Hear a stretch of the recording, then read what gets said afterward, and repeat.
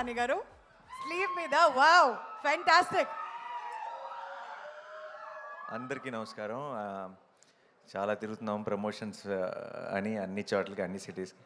But అన్నీ తిరిగేది మళ్ళీ తిరిగి ఇక్కడికి రావడానికే, మీ అందరినీ కలుసుకోవడానికే. This is home obviously. And చాలా సంతోషంగా ఉంది. అర్ధరాత్రి దిగాను, పొద్దున్నే లేచి ఇమీడియట్గా ఇటు వచ్చేసాం మీ అందరినీ కలుసుకోవడానికి. Love you all. అండ్ సరిపోదా శనివారం మన మన మన మధ్యలో ఒక ప్రామిస్ ఉంది, మన మధ్యలో ఒక నమ్మకం ఉంది, మన మధ్యలో ఒక బాండ్ ఉంది. ఈ బాండ్ని ఇంకా ఇంకా బలపరిచే సినిమా అవ్వబోతుంది. అండ్ ఇప్పుడే చెప్తున్నా, 29th రాత్రి 3ంటికి ఫ్లైట్ దిగి డైరెక్ట్గా రికార్డింగ్ దగ్గరికి వెళ్ళాను.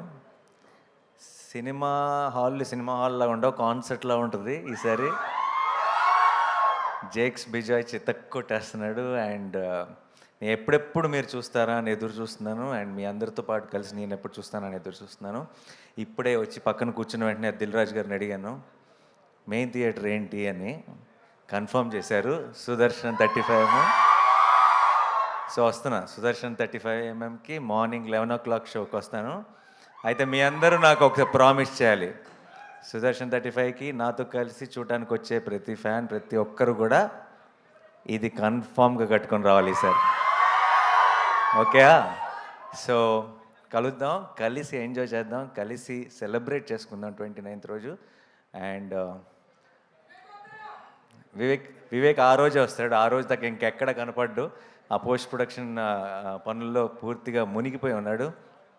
అండ్ దానయ్య గారు, ఆఫ్టర్ RRR అంత పెద్ద సక్సెస్ చూసిన తర్వాత మీకు తొందరగా ఇంకేది ఆనదు, కానీ ఇది ఆనుతుందన్న నమ్మకం ఉంది నాకు. And thanks Kalyan, you always been there from the beginning. And Nannaya garu, future ప్రామిసింగ్గా కనపడుతుంది.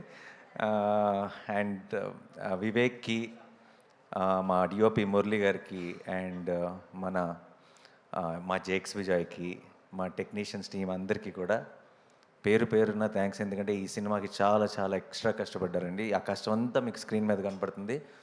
ఇప్పుడు కూడా పోస్ట్ ప్రొడక్షన్ని చాలా, అంటే నాకు తెలిసి లాస్ట్ 2 నెలల నుంచి ఆల్మోస్ట్ వివేక్ నిద్రపోయింది లేదు, ఇంటికి వెళ్ళింది లేదు.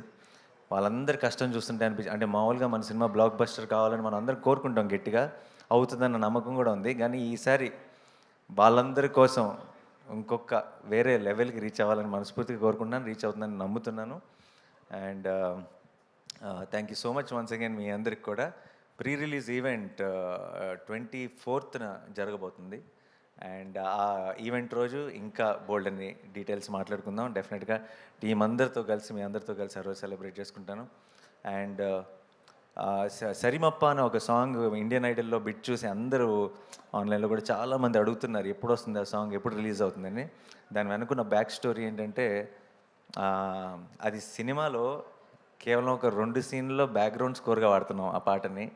ఆ పాట మంచి పాట, నాకు చాలా ఇష్టమైన పాట, కానీ సినిమాలో పాటగా రాదు, అది ఒక చిన్న బ్యాక్గ్రౌండ్ స్కోర్ లాగా వస్తుంది.